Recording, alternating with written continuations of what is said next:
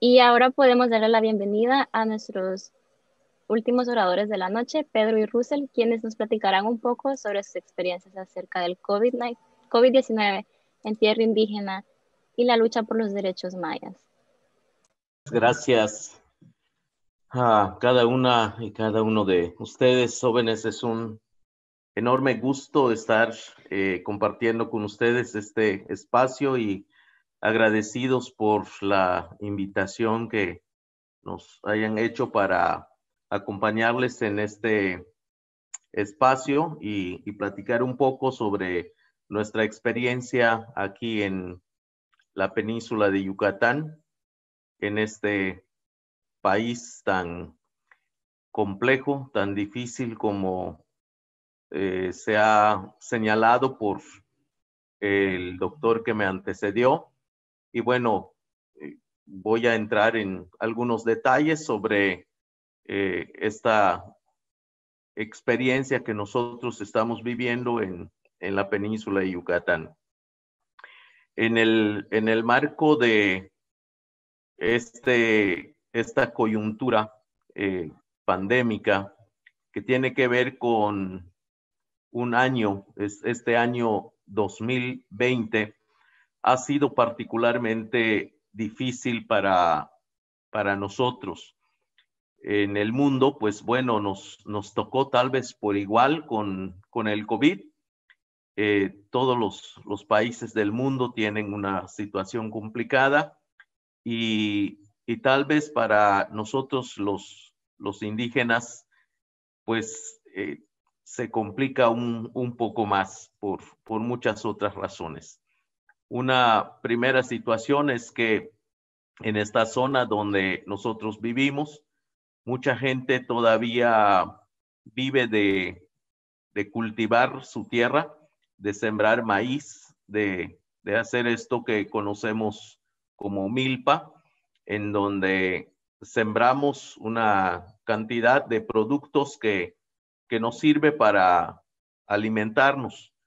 La mayoría de la gente que hace milpa en este espacio sembramos no solo maíz, sino calabaza, sembramos chile, sembramos cacahuate, cebolla, sembramos camote y muchos otros productos como frijol, diferentes tipos de frijol. Y bueno, en marzo que empezó la pandemia aquí con nosotros, pues estábamos en la época de esperar que cayera la primera lluvia para sembrar nuestras milpas. Y bueno, en tanto esperábamos esta primera lluvia, pues comenzaron llegar las primeras situaciones de enfermedad, de contagios por el coronavirus.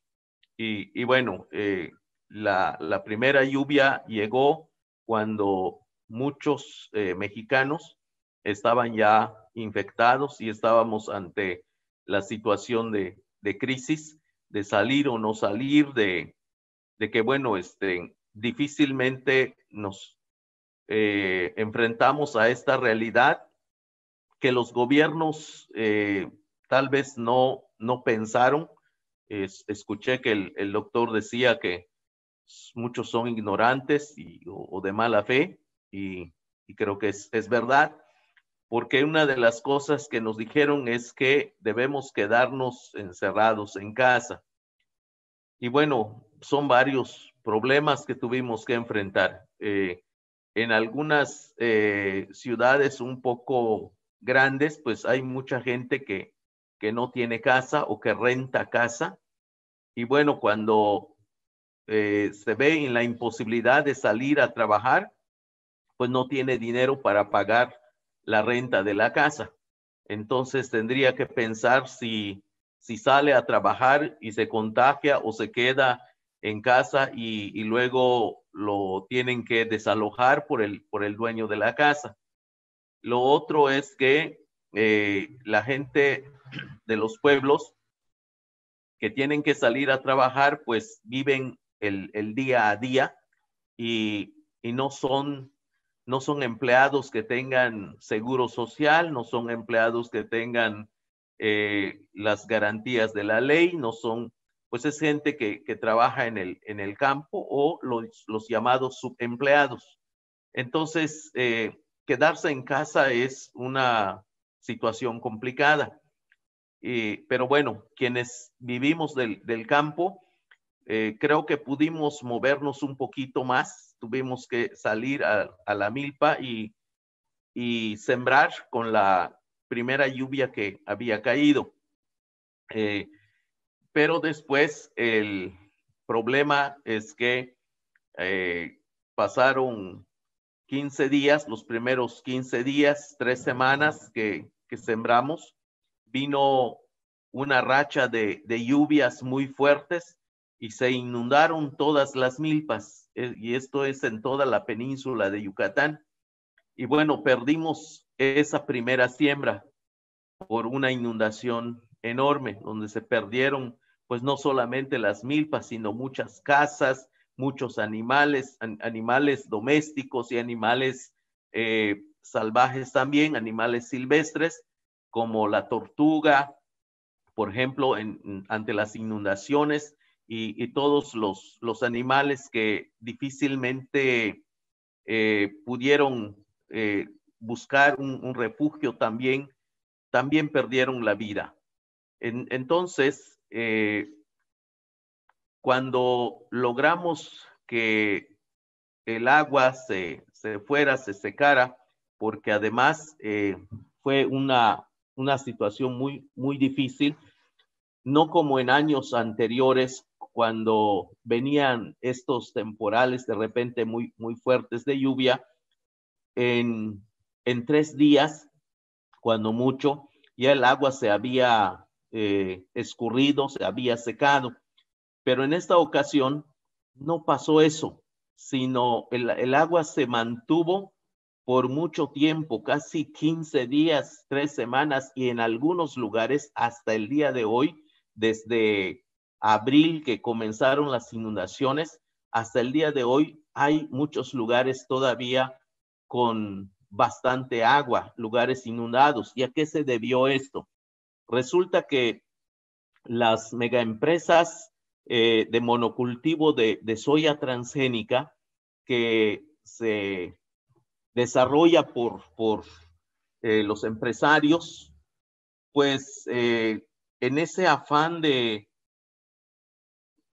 acondicionar los espacios para el cultivo de esta planta, pues encontraron muchos huecos de cuevas y cenotes, y pues lo que hicieron es taparlos, es rellenarlos. Entonces, cuando vino la lluvia, pues el agua no tenía a dónde ir, porque los huecos naturales, las cuevas naturales que absorbían el agua, pues los taparon con mucho escombro, y el agua se almacenó por mucho tiempo, y hasta el día de hoy hay lugares donde todavía el agua está estancada. Entonces tuvimos un problema muy grave con la inundación, y en los lugares donde se pudo secar, hicimos una segunda siembra. Esta segunda siembra, pues también la perdimos porque como en forma de milagro o de maldición, apareció una plaga de gusanos en toda la península, pero así un montón de gusanos, y se comió toda la segunda siembra. Fue una cosa terrible. Y bueno, en el afán de mantener pues nuestra esperanza de cultivar esta tierra, pues lo que hicimos es una tercera siembra. Esa tercera siembra, pues curiosamente también se perdió. Algunos lo perdieron porque vino una sequía por un mes y no había lluvia y se murió, y en otros lugares llegó la langosta y se las comió. Entonces tuvimos 4 siembras y las 4 siembras las perdimos. Fue una cosa impresionante. Entonces, sumando esta situación a la pandemia, pues nos quedamos en la península con los brazos cruzados, y bueno, el gobierno tomó decisiones tan lamentables respecto a la cuestión de la pandemia, sobre todo en el tema de la salud. Hizo un recorte presupuestal impresionante al rubro de salud. Entonces, de tal manera que solamente las personas que tenían mucho dinero podrían salvar su vida de esta pandemia, de este contagio. Solo pongo un dato para tener una idea. De 10 personas que llegan a un hospital público, 7 se mueren. Y los que llegan al hospital privado, de 10, solamente se mueren 2 o 3. Pero bueno, en un hospital privado te cobran pues 1 millón o 2 millones de pesos para una atención. Y esto es muchísimo dinero. Pues la gente del campo no puede tener eso. La otra decisión que tomó el gobierno, que es muy lamentable, es el de no hacer pruebas, de no hacer test. Cuando la persona ya estaba con la enfermedad bastante avanzada, es decir, cuando ya tenía 1 día o 2 días de temperatura, es cuando le aplican un test y bueno, dicen, pues sí, tiene coronavirus, pero además el resultado muchas veces te la traen en 1 semana. Muchas veces cuando llega el resultado ya tiene 15 días que se murió el paciente y es cuando sabes que se murió de COVID. Entonces, la gente se iba muriendo porque no había pruebas y bueno, creo que esto le sirve para crear un discurso que bueno, es la verdad de la mañanera, de ese púlpito oficial, desde donde se nos mostró esas estampitas del Sagrado Corazón de Jesús.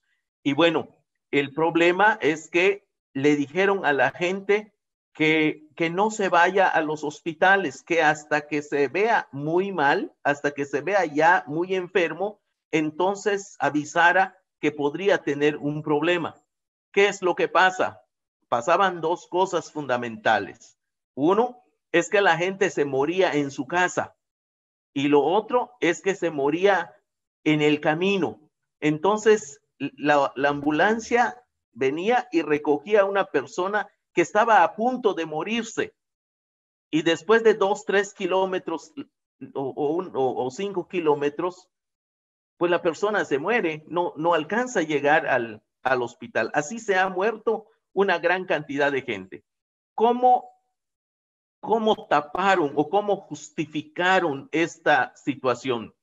Pues instalaron en edificios grandes una gran cantidad de camas y mostraban para el mundo que había suficiente lugar para la gente que se enfermara y tomaban fotos de esos espacios donde habían camas vacías y bueno, decían pues hay suficiente espacio y no nos está pegando duro el COVID porque ahí vean cómo hay suficientes camas, pero son camas que se instalaron sin ventiladores, sin las condiciones necesarias de salud y claro que no había gente en esos lugares porque no habían ningún aparato de salud que sirviera, que esté acondicionado como un hospital para atender a estas personas. Eso es uno. Y luego, pues no les interesaba llevarlo porque pues la gente se moría en su casa. Y tenemos hoy pues la prueba, una situación que dijo el vocero de salud, que es el doctor Hugo López-Gatell, dijo que pues la pandemia nos llevaría cuando mucho 6,000 muertos, es lo que había calculado. Y bueno, luego dijo a lo mejor 10,000, bueno, digamos en un caso súper catastrófico serían 60,000. Ya llevamos más de 100,000 muertos, que es número oficial. Número oficial. ¿Qué significa esto? Que si contamos todos los muertos, se habla, ahora sí como se dijo anteriormente, la percepción que tenemos es de más de 250,000 muertos o de 300,000 muertos que tenemos en este país. ¿quiénes son los que estamos pagando más esta mala decisión? Los obreros, la gente subempleada y los indígenas.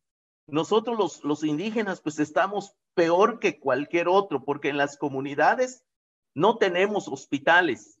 El hospital más cercano para acudir está entre 20 kilómetros, 50 kilómetros o 100 kilómetros de la comunidad.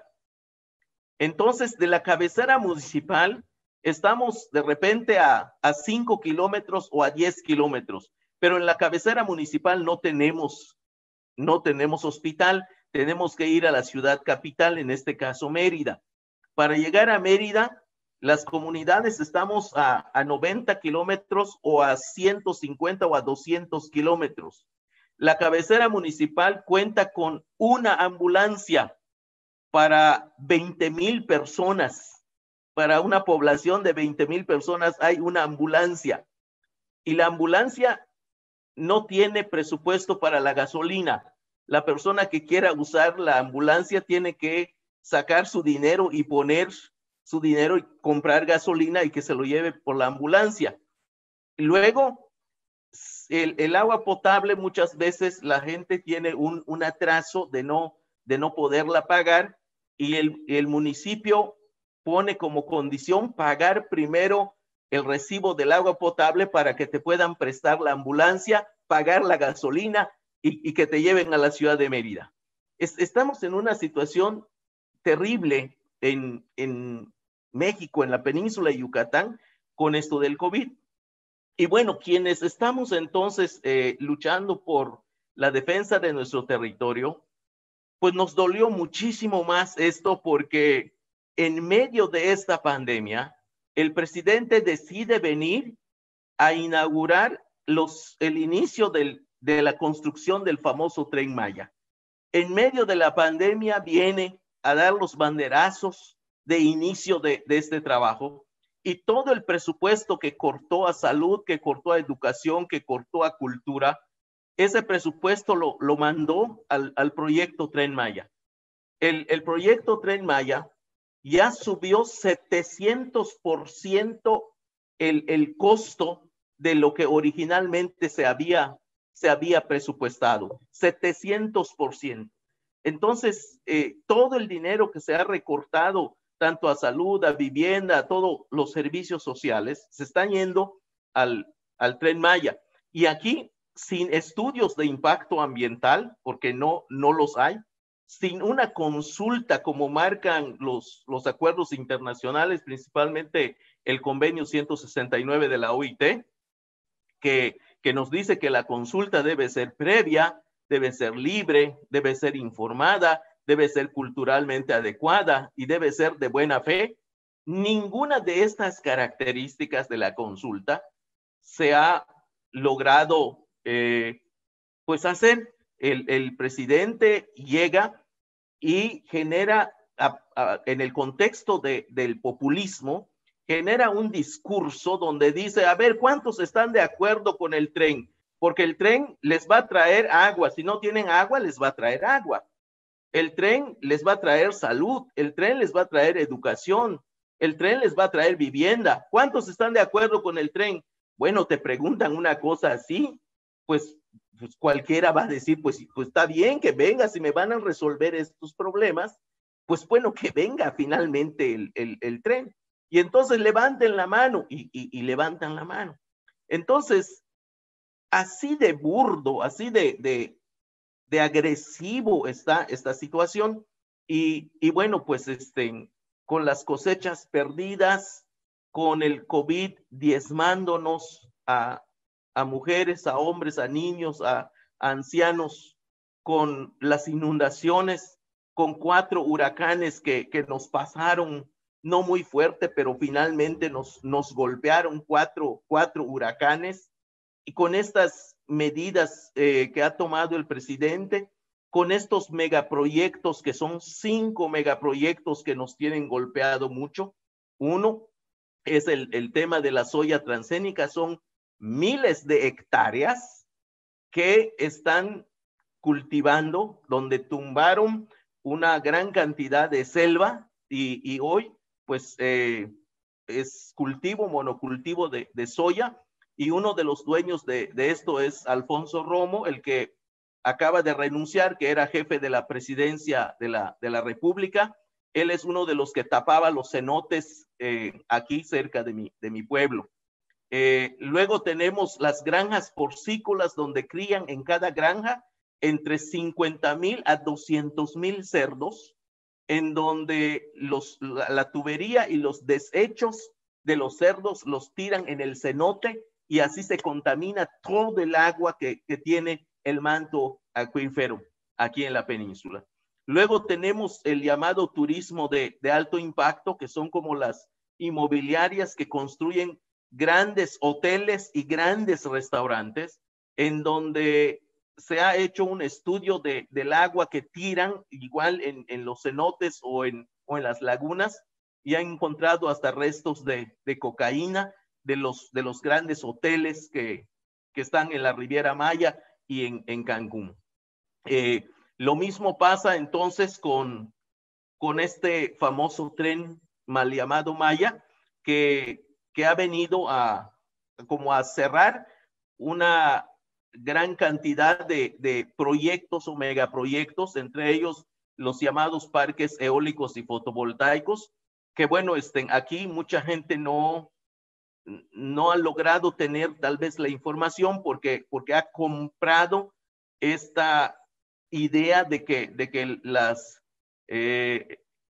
energías renovables son energías limpias, y es posible que sean limpias. El problema es que no ha sido limpio el modo como se han establecido aquí, porque le han arrebatado a los campesinos su tierra, y ha sido una invasión de territorio. Y finalmente, nosotros lo que decimos para cerrar esta parte, nosotros decimos, cuando invaden nuestro territorio y destruyen la tierra, el medio ambiente, el agua, pues también destruyen nuestra cultura y nos condenan a desaparecer como cultura indígena. De allí es el problema que tenemos y por lo que nosotros luchamos. Entonces, muchas gracias. Muchísimas gracias, Pedro. Bueno, primero que todo, muchas gracias a Pedro y Russell. Muy inspiradora y pues muy interesante la charla. Y en el chat, las preguntas, tenemos una aquí de Natalia García, dice: ¿han colaborado o tenido contacto con otros grupos mayas en otros países, como por ejemplo Guatemala? ¿Cómo discute antes de las fronteras modernas esta civilización se extendía por toda la península? Bueno, una situación lamentable que declaró el presidente de la República es que el COVID le había llegado al gobierno de la Cuarta Transformación como un anillo al dedo, que le iba a favorecer, y bueno, pues no entendimos al principio qué es lo que quería decir, pero ahora que vemos cómo nos ha impactado y se ha muerto tanta gente sin la menor preocupación por buscar una forma de enfrentar la pandemia para favorecer la salud de los pueblos indígenas, pues hoy planteamos nuestra crítica al respecto. Lamentablemente el gobierno no ha puesto como prioridad de su trabajo la vida, la seguridad y la salud de los pueblos indígenas.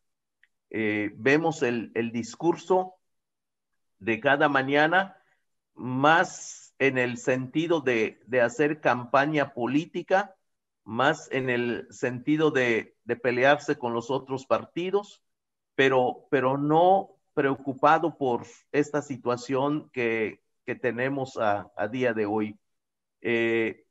Hay una actitud que lamentamos mucho de este gobierno parece una necedad cuando ha tomado una decisión, ya no quiere escuchar absolutamente nada, porque nosotros hemos presentado estudios que académicos, científicos y universidades han hecho, estudios serios del mismo CONACYT, que es parte del gobierno, sobre los impactos negativos del Tren Maya. Y simplemente ha dicho, no, esto es mentira, esto no es así, están equivocados, solo me quieren perjudicar en el gobierno y el Tren Maya es el mejor proyecto que tenemos. Entonces, hay una situación lamentable en la actitud de este presidente. Respecto al apoyo que hemos tenido en diferentes lugares, pues creamos nosotros en las redes sociales unos espacios que nos han ayudado a dar a conocer nuestra situación. Creamos un blog, creamos un Facebook y creamos un canal de YouTube donde subimos toda la información que se genera, lo que sucede en nuestros pueblos, pero también lo que investigan los académicos sobre el impacto ambiental que estos megaproyectos generan, y pues lo lanzamos, y la verdad es que ha habido mucha gente que lo ha visto, ha habido gente que nos ha manifestado su apoyo, y bueno, nosotros como asamblea hemos decidido también, a diferencia de muchas ONGs que no nos gusta mucho cómo trabajan muchas de ellas, que siempre piden dinero por las cosas que hacen. Nosotros hemos decidido no pedir dinero a nadie, porque muchas veces el dinero termina de complicar la situación. Entonces, somos voluntarios todos los que estamos en la asamblea, y lo que le hemos pedido a la gente que nos quiere ayudar es que por favor difunda en el medio donde está esta situación que nosotros tenemos, es que elabore unos pronunciamientos o unas cartas de apoyo y se lo mande a las instituciones y al gobierno para que le digan al gobierno que por favor respete nuestros derechos, que no nos siga vulnerando, que sea una presión social, una presión política, una presión de las universidades.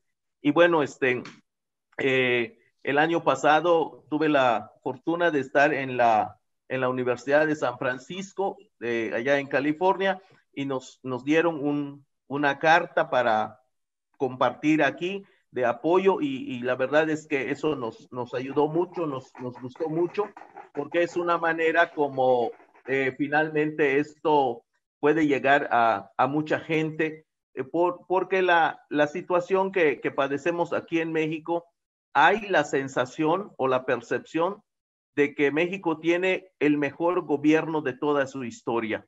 En muchos lugares se piensa eso. No es así, lamentablemente.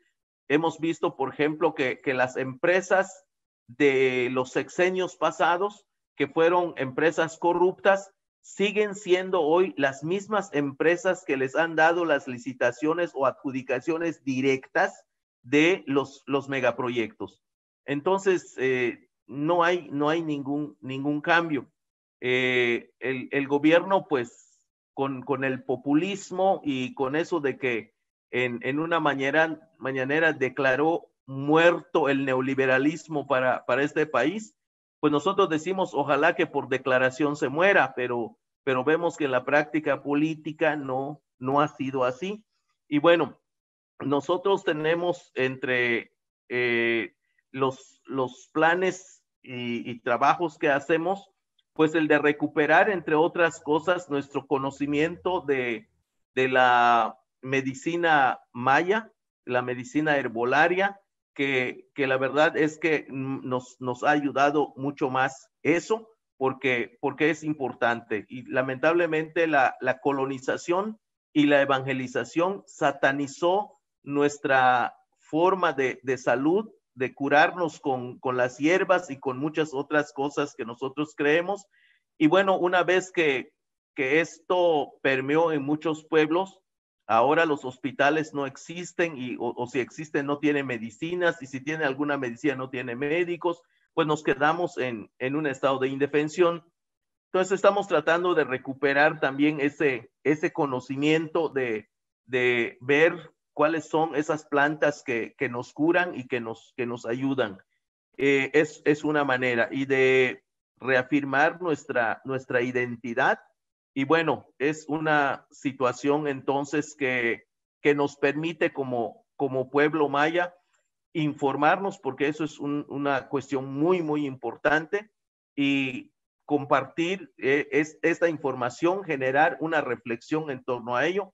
Y bueno, otra de las medidas que hemos tomado es la cuestión de los amparos. Hemos metido 6 amparos al Poder Judicial para frenar estos proyectos. Pero pues es lamentable porque tenemos un gobierno tan fuerte justamente por su populismo, y el Poder Judicial se ha achicopalado, se ha rezagado y no ha querido aceptar nuestros amparos, con la justificación de que no tenemos interés jurídico y no tenemos interés legítimo. Han negado nuestro ser indígena porque no tenemos una constancia donde diga Pedro Uc es indígena firmado por el gobierno tal. Como no tenemos ese documento, entonces dice que no soy indígena, aunque la ley dice en el artículo 2 de la Constitución que basta con la autoadscripción y nuestra conciencia para que sea respetado. Sin embargo, no ha sido así. Respecto a instancias internacionales, pues igual hemos pedido medidas cautelares a la Comisión Interamericana de Derechos Humanos. Lamentablemente estos mecanismos, pues creo que tienen mucho trabajo y tardan demasiado para responder. Desde el mes de marzo solicitamos una medida cautelar y hasta hoy no nos han contestado. Hasta hoy no se han dignado a decirnos si sí o no. Y bueno, a la Comisión Nacional de Derechos Humanos le pedimos igual una medida cautelar. Esa finalmente sí nos la dieron en el marco del COVID, justamente porque nosotros alegamos que el gobierno estaba contratando a personas para trabajar en las vías del tren, y en esa aglomeración se estaban dando una gran cantidad de contagios por el trabajo que hacían sin las medidas que se deberían tomar. Y bueno, la Comisión Nacional nos concedió esta medida cautelar. No pasó nada. El gobierno simplemente no le quiso hacer caso porque la Comisión Nacional de Derechos Humanos lo que hace es una recomendación simplemente. Y lamentablemente el gobierno, frente a una recomendación, pues a lo mejor la toma o no la toma y punto. Y en este caso, pues no la quiso tomar. Sigue haciendo los trabajos a pesar de que hay una gran cantidad de contagios. Yucatán es uno de los estados donde se está dando un gran número de contagios de COVID. Y bueno, aún así, todavía hay una decisión como implacable del gobierno en desarrollar este proyecto. Pero bueno, lo que más nos ha ayudado es justamente los pronunciamientos de académicos, de universidades, de medios de comunicación. También los medios han jugado un papel muy importante con nosotros. La verdad es que muchos han tomado nuestro tema y lo han puesto sobre la mesa del país. Y si bien es cierto que no hemos logrado frenar este proyecto, también es cierto que hemos logrado que mucha gente lo vea como una amenaza a nuestra seguridad, una amenaza a nuestra cultura, una amenaza a nuestra lengua, y cada día se está dando mayor claridad sobre los daños que esto ocasiona. Y creo que eso ha sido un avance. Y también esto nos ha permitido fortalecer nuestra identidad, de buscarnos, de reencontrarnos. Si bien es cierto que también ha habido mucha división por la gente manipulada y corrompida por el mismo gobierno, que las comunidades hoy están divididas en torno al Tren Maya. También es cierto que ha habido unidad, ha habido búsqueda entre nosotros, reencuentros entre nosotros, y hay un proceso interesante de lucha y que no solamente es resistencia, sino estamos pasando al otro nivel de tratar de frenar todos estos proyectos. Entonces, eso es un poco lo que les puedo comentar. Muchas gracias. Bueno, yo solamente agradecerles igual esta oportunidad que nos dan de estar con ustedes y de escuchar nuestra experiencia aquí en nuestra lucha. Pues la verdad, muchísimas gracias por todo. Les agradecemos mucho su compañía y participación y tiempo y de compartir todo su trabajo y experiencia. De verdad, muchísimas gracias. El evento ha concluido. Que tengan buenas noches a todos. Muchas gracias. Les agradecemos mucho su tiempo.